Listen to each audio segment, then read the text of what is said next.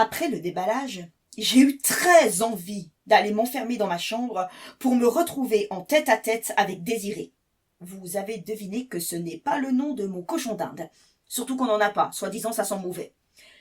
Sauf que je me suis dit que ce ne serait peut-être pas très malin d'abandonner mes parents après l'effort surhumain auquel ils ont dû consentir pour m'offrir cet engin du diable. Alors on a fini le maroilles, ils se sont resservis un peu de vin, et ils ont commencé à regarder les photos de moi bébé sur leur Google Photos. Ma mère a essuyé une larmichette, prétendant qu'elle pourrait échanger toute sa fortune contre une petite heure dans n'importe laquelle de ses clichés, même celle où elle a la coupe de cheveux d'un bichon maltais, tandis que mon père s'extasiait devant la vidéo d'une mini-moi mangeant de la cancoyote à l'ail, un même le pot.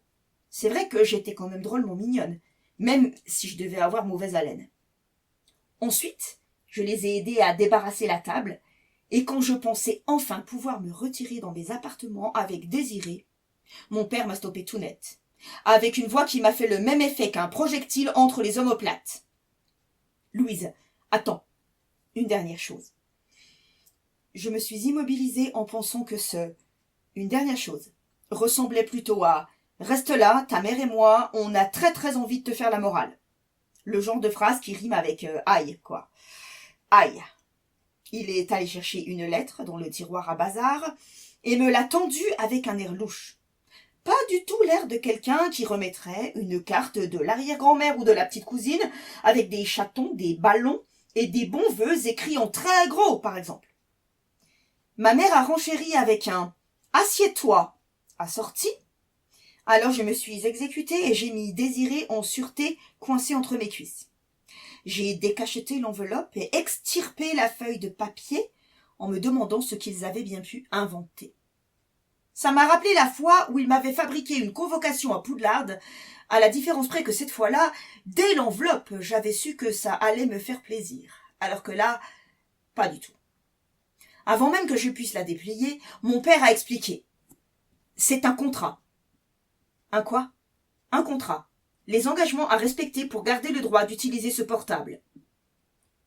Je les ai regardés en battant des cils à la vitesse d'une moissonneuse-batteuse. Qui, sur Terre, a des parents qui établissent un contrat pour utiliser un téléphone? Non merci, ça ira. Je prends la formule sans engagement. Louise, a répondu ma mère en tirant sur le i comme sur un élastique. C'est sérieux. Bon, d'accord, mais mon père a levé une main devant lui. Pas de mais, on en a déjà parlé. Et d'ailleurs, tu verras qu'il n'y a aucune surprise dans les conditions que ta mère et moi avons fixées. Considère ce contrat comme un aide-mémoire. Avoir un téléphone, ce n'est pas anodin, tu le sais. Montre-nous que tu as la maturité pour t'en souvenir. J'ai soupiré intérieurement. La maturité. Je sais pas s'ils savent qu'il y a des 2014 qui ont des téléphones sans avoir suivi une formation intensive de 12 mois avec stage et permis à la clé. Et ils ne sont pas tous harcelés ou kidnappés par des pédophiles rencontrés sur Roblox, que je sache. Ma mère a croisé les mains devant elle et j'ai prié pour qu'on ne remette pas tout ça sur le tapis. Depuis le temps qu'on nous serait de la même chose, je suis parfaitement au point sur le sujet. L'année dernière, on a même eu une séance d'information avec les gendarmes, au collège. Pas de diffusion de photos sans consentement préalable, pas de commentaires déplacés, d'injures, pas de conversation avec des gens qu'on ne connaît pas. Soyez prudents, méfiants. Tout ce que vous dites sur ces plateformes, c'est comme si vous le criez dans la rue. Et les injures, c'est interdit par la loi. J'ai pensé que ce n'était pas le moment de râler ou de leur dire petit 1 qu'ils étaient trop stressés et petit 2 que je n'étais pas un lapin de 6 semaines. Expression favorite de mon arrière-grand-mère, celle qui envoie des cartes avec des chatons et des ballons.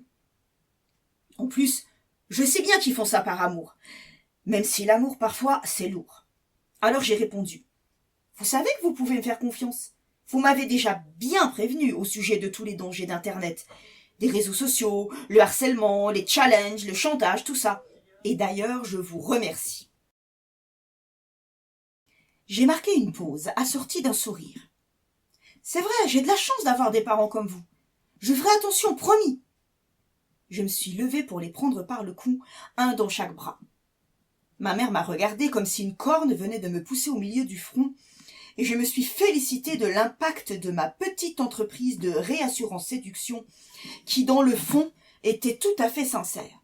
« Je savais que l'on pouvait compter sur toi, » a dit mon père en souriant. « Je suis fière de ma fille.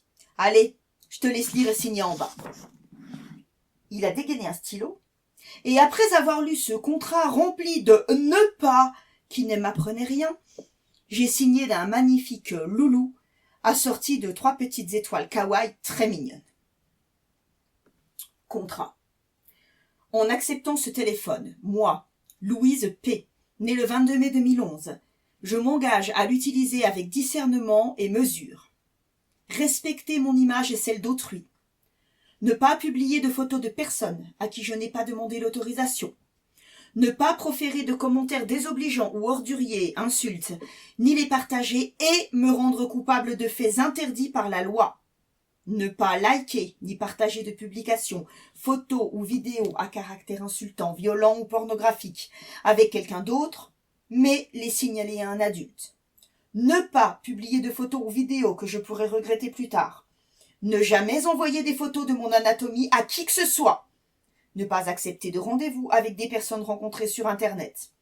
Ne pas diffuser de données personnelles, adresse, numéro de téléphone, etc. Toujours agir avec bienveillance et respect. Réseaux sociaux, à partir de l'année prochaine. Utiliser un pseudonyme. Ne pas avoir de compte public. Activer la validation des commentaires avant publication. Me souvenir que tout ce que je publie sur Internet ou les réseaux sociaux peut laisser une trace derrière moi. Ne pas participer à des challenges type Labello, Blue Wall, etc. Ne pas traverser la rue en regardant mon téléphone. Demander de l'aide en cas de besoin. Il existe toujours des solutions.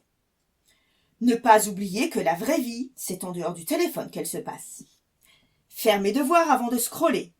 Me souvenir que j'ai les meilleurs parents du monde, même s'ils rédigent des contrats très agaçants. Tout manquement à l'un ou l'autre de ces articles m'exposera au retrait pur et simple du téléphone pour une durée déterminée par mes parents, tout comme une baisse significative des résultats scolaires ou une insolence caractérisée. L'application Family Watch sera installée pour que le téléphone se coupe automatiquement de 22h30 à 7h30. Cette plage horaire pourra être étendue en cas de besoin.